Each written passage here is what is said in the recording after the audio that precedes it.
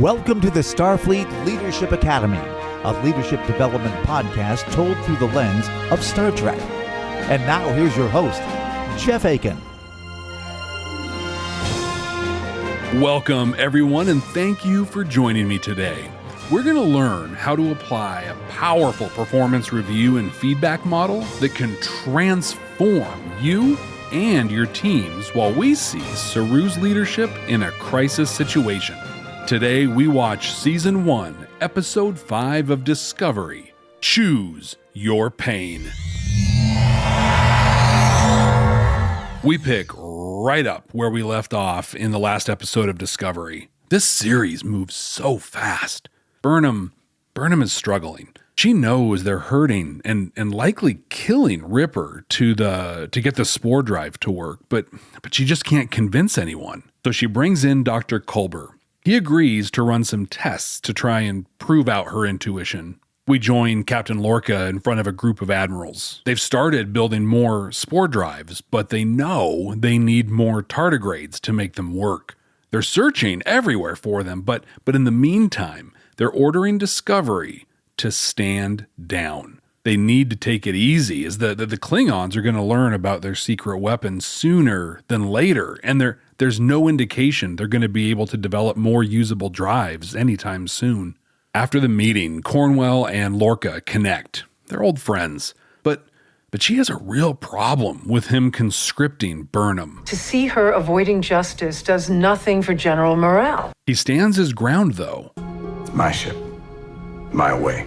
What do you think about this? I mean, Admiral Cornwell isn't wrong. In the 120 or so years of Starfleet, Burnham is the only convicted mutineer. I mean, the only one. That is a really big deal. As we saw back in Context is for Kings, people do not like her. I mean, she really didn't even like herself at that point. Let's forget for a moment that she's the focal point of a brand new Star Trek series and instead look at what Cornwell knows. Burnham was a talented and skilled Starfleet officer that let her own agenda supersede years of reinforced training, resulting in the assault of a superior officer and, arguably, a full-scale war. She is universally disliked and even hated in some circles and is, presumably, serving out a life sentence. Until that is, Lorca pulls her back in the game. If you were in Admiral Cornwell's position, what would you do? What would you say to Lorca? What would you tell him to do? Join us. We would be honored if you would join us In the Starfleet Leadership Academy Facebook group, and let's talk about it.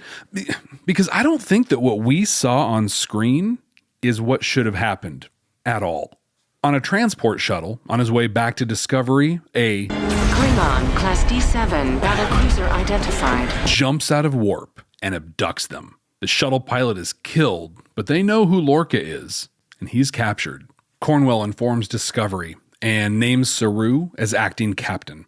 The assumption is that if they don't already know about the spore drive, they will soon, so rescue is a critical priority. Saru doesn't skip a beat and immediately starts dishing out orders. Lieutenant Detmer, set course for the shuttle's last known coordinates, maximum orbit. Lieutenant Owashika. Establish search parameters sector by sector. Burnham comes onto the bridge and shares her feelings on what's happening to Ripper. He asks if she has any proof, which she does not, so he just blows her off. I am not finding this information to be helpful in any way. And then he doubles down. There will be no more discussion of the tardigrade until the captain is back safe. Understood? Normally, this is where I'd dissect this discussion and point out the numerous missed opportunities Saru let slip by. But I don't have to. You see, in a moment of self-awareness, Saru asks the computer for help.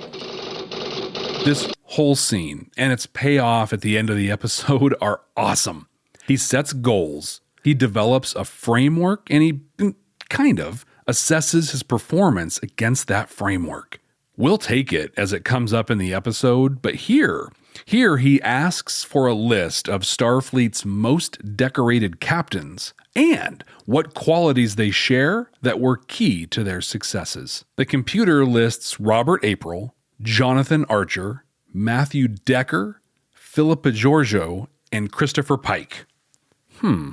3 of the 5 captained Enterprise. Well, 4 if you count the short time Decker assumed command in the original series episode The Doomsday Machine. And the computer then listed the following qualities: bravery, self-sacrifice, intelligence, tactical brilliance, and compassion.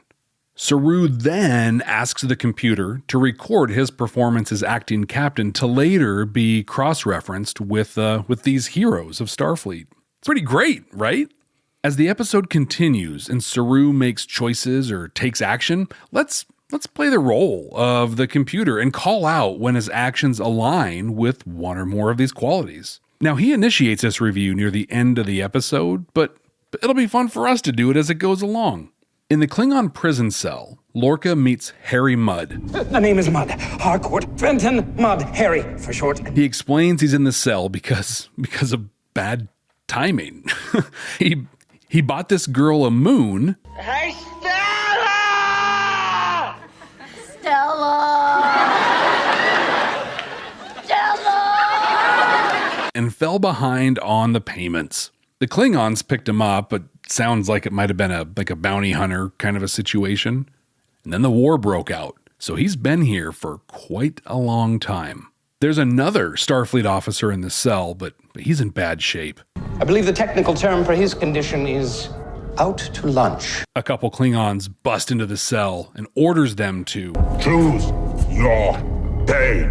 Mudd points to the beat-up officer, and they proceed to beat him until he dies. Super, super brutal.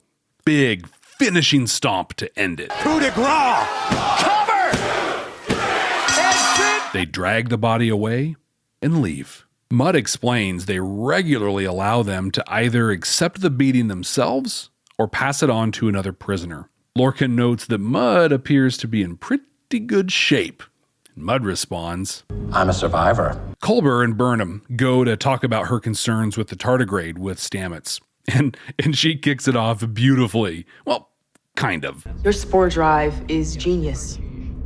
Beyond genius. Like, who wouldn't want to hear that, right? She is heaping the praise on him. It's great.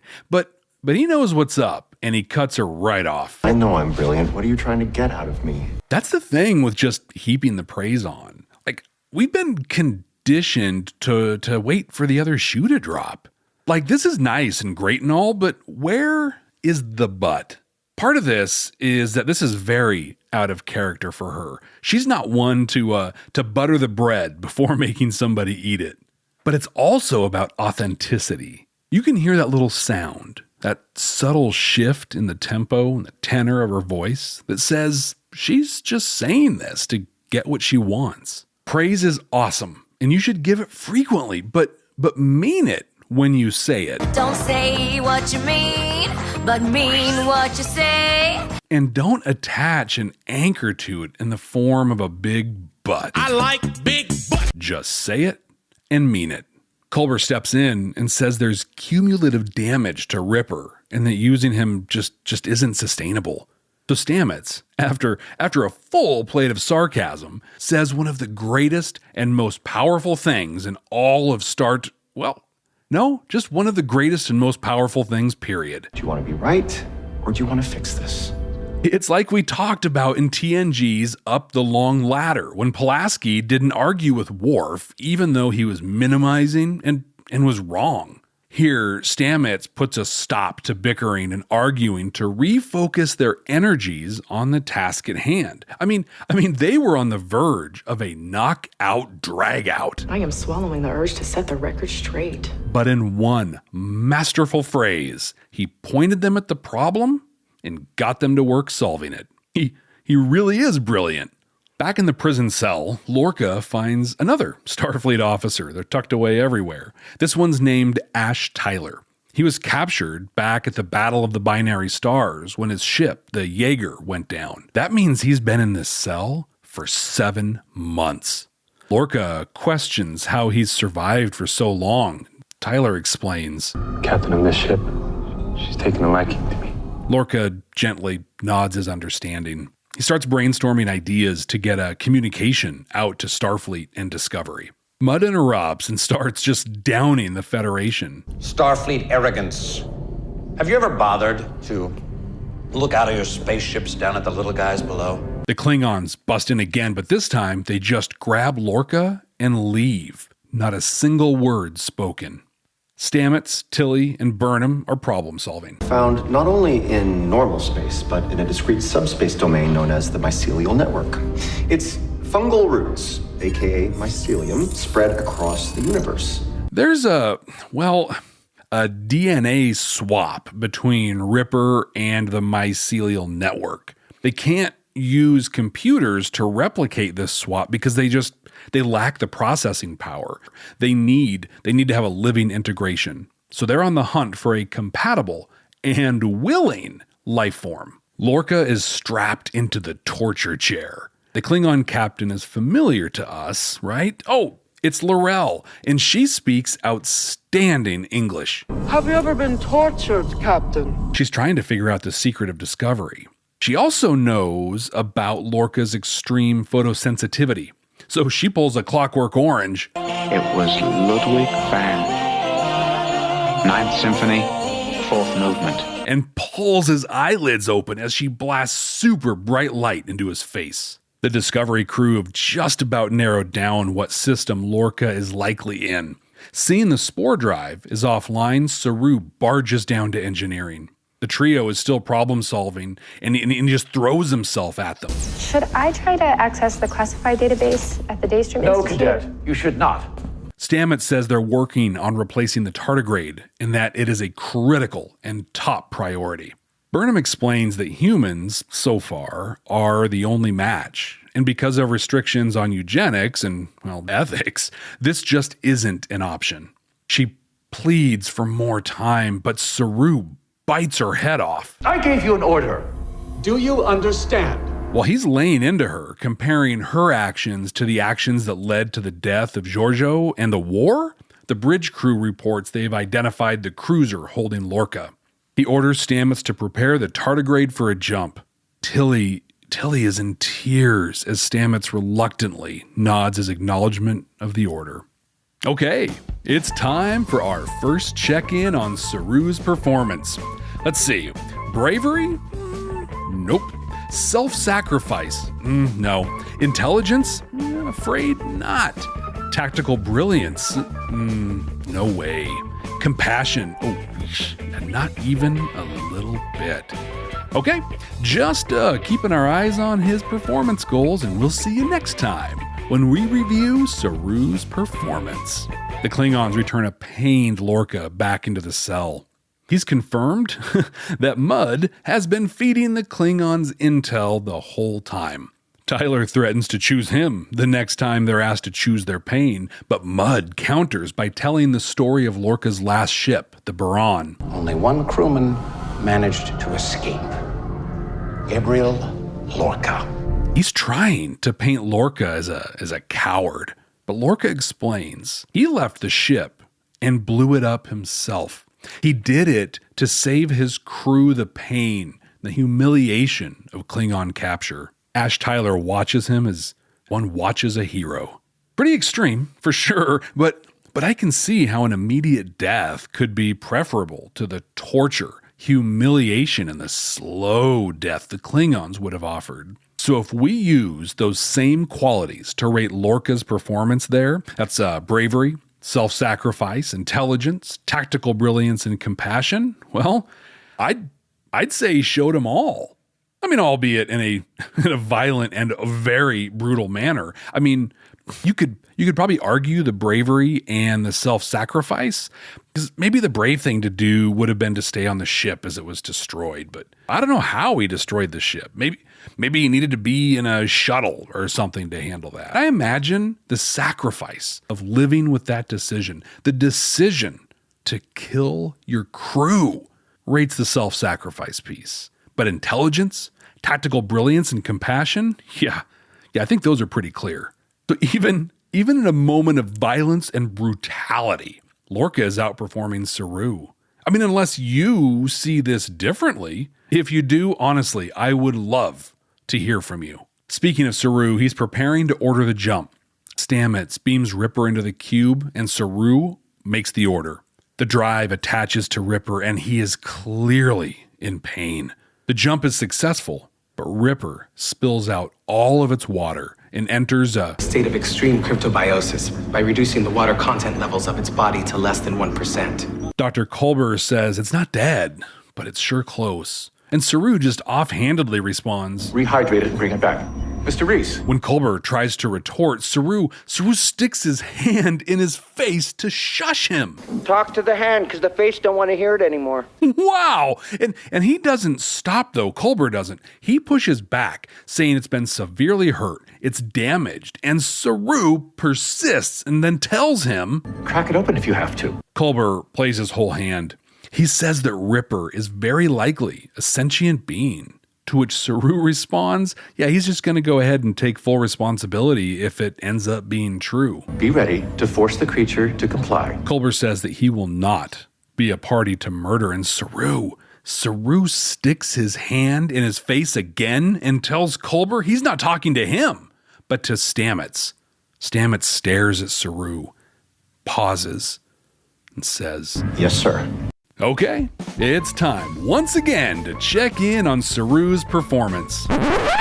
Never mind, I'm not going to bother. I mean, even if he turns out being right and Ripper's just some dumb animal, nothing he did here is okay. Because the point I think I left out of all this is that it happened on the bridge in front of everyone. He just completely disregarded and disrespected a senior medical officer and the brains behind the spore drive. Wow. Well, in what may show us more solid leadership lessons, the next scene takes us back to the Klingon cruiser and Lorca's cell. The Klingons bust in and tell them to choose their pain. Mudd starts to panic till Tyler steps up. And Tyler says, "Choose me, Captain." They put quite a beating on him. When the guard goes for his patented finishing move, a modified standing coup de grace, he dodges. Lorca attacks and they take down the Klingons. Tyler and Lorca leave and Mudd follows. "There is no we, Mudd. You sold us out." They walk out and lock Mudd in the cell, who screams, "You haven't seen the last of Harcourt, Fenton, Mudd!" Star Wars style corridor fight ensues. Tyler's hurt and can't continue. Lorca leaves him in a covered spot and says he'll find a way out and come back for him. As he leaves, L'Rell rounds the corner and taunts Tyler, who absolutely loses it. He just unloads on her. "I have had enough of you!" Lorca returns and takes a shot, but just grazes her. It's enough for them to get to the docking bay, steal a raider, and head out. A couple of other raiders are in pursuit. Discovery is there, watching. Saru analyzes the lead raider and decides to hail it. Lorca confirms it's him, and they beam him and Tyler to the ship. Lorca orders them to jump away. Saru asks Stamets if he has revived the tardigrade, and Stamets answers, "We are able to jump, Commander." Saru orders it, and they're away to safety. Super tense scene. This was really well paced. Owosakun reports that Stamets' life signs are fading. Saru and Tilly rush to engineering. They find him in the cube, on the floor, passed out and bleeding. He injected himself with the tardigrade DNA compound and handled the jump himself. He totally answered Saru's question the way he wanted to, right? Saru confirms he's alive and he wakes up. Did we make it? "Yes." The cameras in this scene are super tight on both Saru and Stamets in this back and forth. It's actually an almost uncomfortable extreme close-up. And I've got to say, Saru's makeup is awesome. You're right in his face. He's bathed in white light, and it looks totally natural. Super well done. But here's the problem with this scene. Well, not the scene, but with Saru. He is clearly deeply concerned for Stamets. He rushes into that cube and immediately checks on him. This is a level of compassion and even bravery we just haven't seen from him this entire episode. I say bravery because honestly, who knows what's going on in that cube? The decontamination process is not complete. You'd flood the whole compartment. The door's locked, sir. He could totally be risking his own life to save Stamets. What this demonstrates is leadership without authenticity. He's been trying to be someone he is not this whole time. Instead of aspiring to the qualities the computer laid out for him, he's just pretending to be what he thinks a confident leader would be.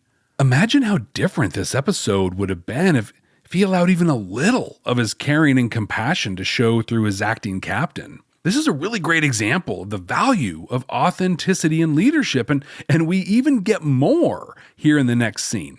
Saru comes to Burnham's quarters and updates her on Lorca and Stamets. You know, one thing I've really appreciated about Saru is his blatant, almost aggressive honesty. You see, he does have the capability to be a deeply authentic person when he chooses to, and he does that here. He says to Burnham, I am angry at you.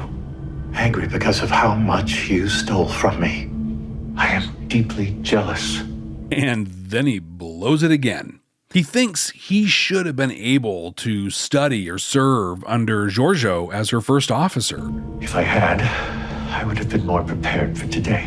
What a cop-out. Nope, I am not letting him get away with pawning his poor performance onto Burnham and other circumstances. It was clear to me in the first episode of this show, of this series, that the trio was Giorgio, Burnham, and Saru. He had plenty of time to learn and to prepare.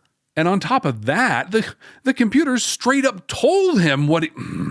Okay, I'm going to chill out for a second. I mean, we have a whole segment of the podcast dedicated to this review, right? Okay. Now, I am not going to let him get away with this, but apparently Burnham will. You did well. Facepalm. Like, I am facepalming right now. Can you hear that? Can you hear me facepalming? You might not be able to, but I totally am. This is just bad. But then she demonstrates two of the qualities Saru has yet to: self-sacrifice and compassion, as she gifts Saru with the telescope she got from Giorgio. You should have the privilege to see the universe the way she did. Tilly and Burnham are going to try and save Ripper. The theory is that being free out in space will make it happy and save its life. She dumps some spores on its shell and they eject it into space. It unfolds, kind of appears to sort of smile, and then takes off along the mycelial network. Saru initiates his performance review with the computer and then immediately stops it. I know what I did. Which is great. Self-awareness, though not listed as a quality by the computer, is a critical quality of effective leaders. In fact, in our last episode, where we looked at Enterprise, the catwalk, we learned that it's one of the facets of emotional intelligence. So now the real test for Saru will be if he applies his learning or not. The next chance he gets to lead, will he apply what he learned from this experience? Some good news there. We absolutely get some chances to find out in future episodes. Stamets and Culber are in their quarters. This is one of the most impactful scenes in Star Trek to date.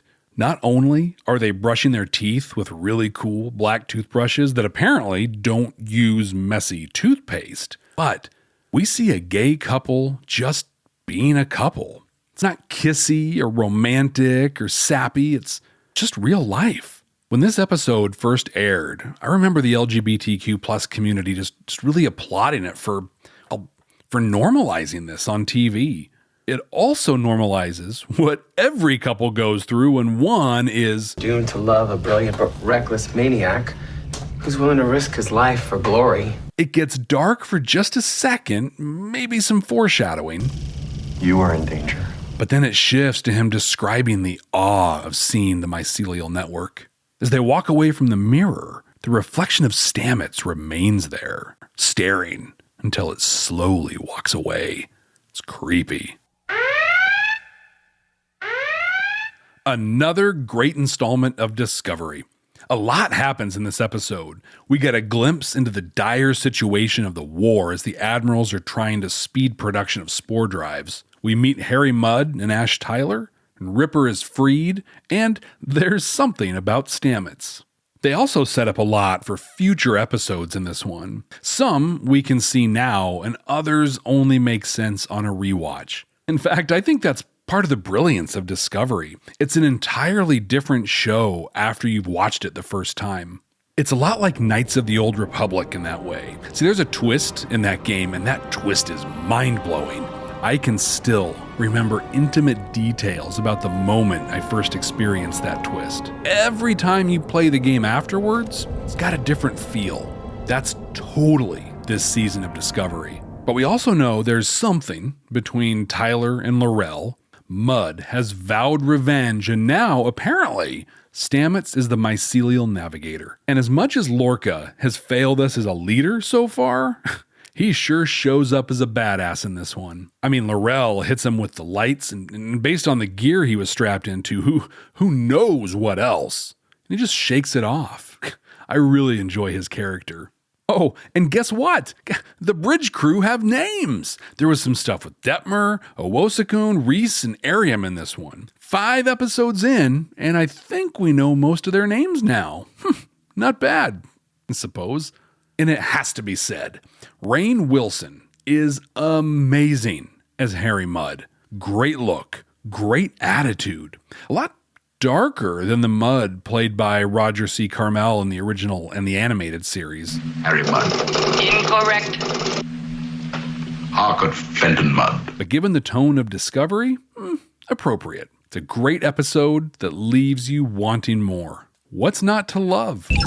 Command codes verified. It's almost like this episode was custom built for this podcast. We start off with Saru setting leadership and management performance expectations for himself. Then we have the opportunity to assess his performance in real time, and finally, a chance to reflect on his performance. So we're going to spend a moment reflecting on that, but then we'll look at practical ways you can apply this same framework for yourself and for your teams. The Starfleet Leadership Academy is supported by listeners just like you. Click the link in the show notes to support the ongoing production of this podcast. Initiating performance review. Acting Captain Saru. Saru started by asking who the most decorated captains in Starfleet were. With the organization being just over 100 years old at this point, you can imagine there'd be a wealth of individuals to choose from. But, with the exception of Jonathan Archer, everybody's a contemporary of Saru's. I bring this point up because it poses both a unique challenge and a unique opportunity for him. The challenge is that many of these captains are still forging their paths, still writing their stories. Pike, for example, is about to get his own series set after the time of this episode. This is challenging because it can really be helpful to look at the totality of someone's contributions. Take Archer as an example. Now, as of the time this podcast episode is released, we've only looked at 4 episodes of Enterprise. So if you're watching along with us and haven't seen all of Enterprise yet, take this as your spoiler alert. But Archer goes on to... No, I'm serious. This is a pretty huge spoiler. So if you haven't watched this, you don't want it ruined for you, go ahead and skip ahead 15 seconds now. But Archer goes on to help found the Federation and becomes president of the Federation in 2184, just 72 years before this episode of Discovery. So your view of him and the lessons you can learn would be very different if you were a contemporary of his as compared to Saru, who can look back on his entire career. The opportunity here is networking. I mean, he's serving in the same organization at the same time as Pike, Decker, and April. Write him a letter. Set up a meeting. Do something. He complains at the end of the episode for missing out on learning from Giorgio, but I still think that's just totally ridiculous. But if he makes that same mistake with the 3 people still serving, well, shame on him. He then asks what the qualities are that most contributed to these captains' successes. Bravery, self-sacrifice, intelligence, tactical brilliance, compassion. So I'm not going to beat a dead horse or a defeated Saru here. He objectively failed on all points. He failed to demonstrate any of these qualities until the very end of the episode. It's all there, black and white, clear as crystal. So you get nothing. You lose. Good day, sir. If I were using this as the framework for Saru's performance appraisal, at best, he would rate a needs improvement. His performance aside, his approach was brilliant. Here's what you can do right now, today, to use this as a constructive framework for your own performance and even that of your team. Just follow his example. Think of 3 to 5 people that exemplify or at least consistently demonstrate the qualities you want. Now, these don't have to be leadership qualities. Like maybe you're developing sales skills for your team, or if you're an architect, for example, who are incredible architects you can look up to? Howard Rourke? Peter Keating?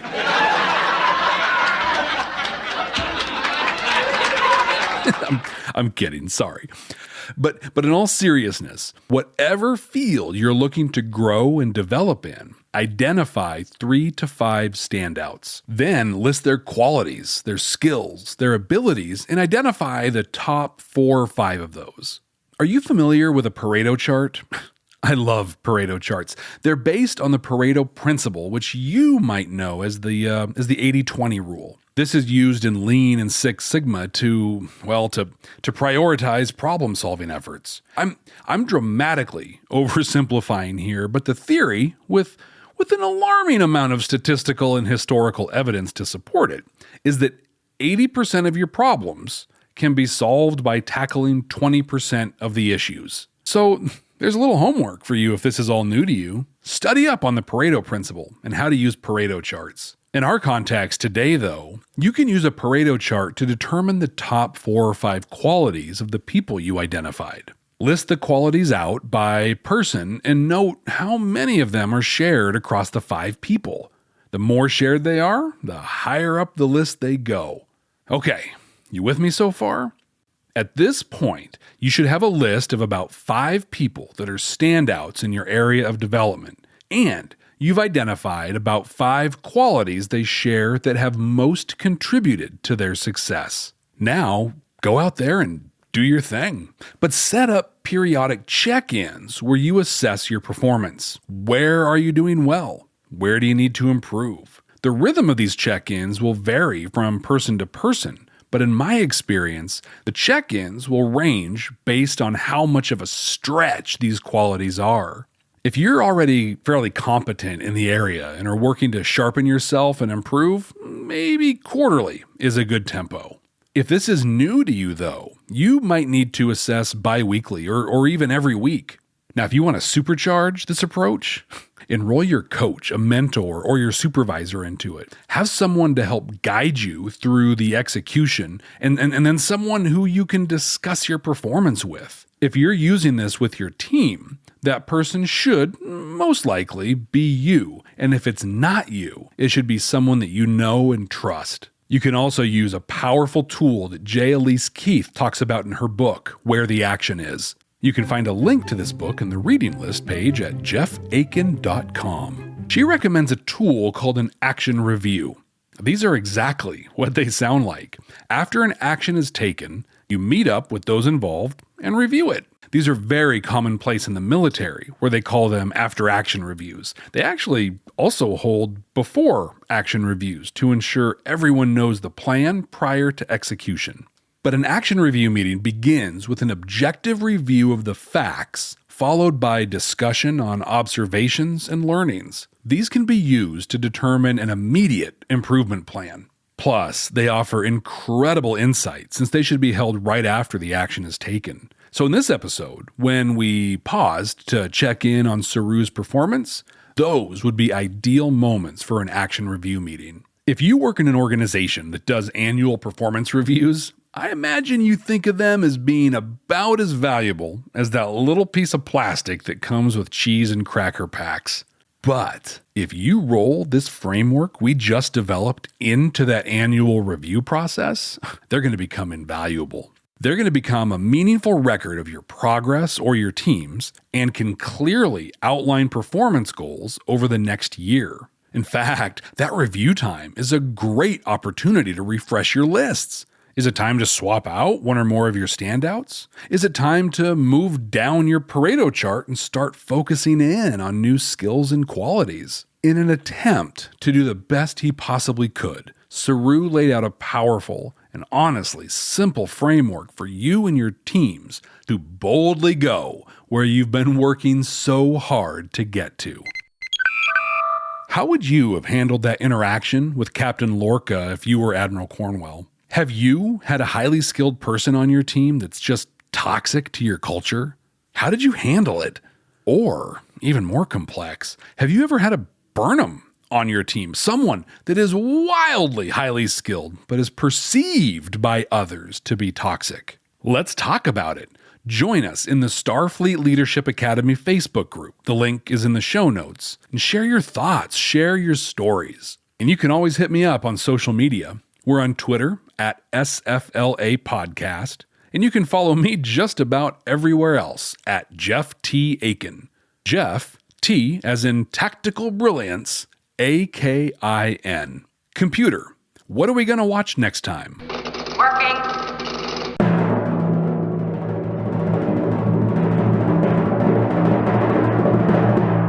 Season 2, Episode 3 of The Next Generation, our first holodeck episode. Elementary, dear Data. This kicks off a fun, short arc through TNG set in the world of Sherlock Holmes. And I really appreciate all of your support. Visit jeffakin.com to join our mailing list, check out our blog posts, and peruse my reading list for great books like Where the Action Is. And until then, ex astra scientia.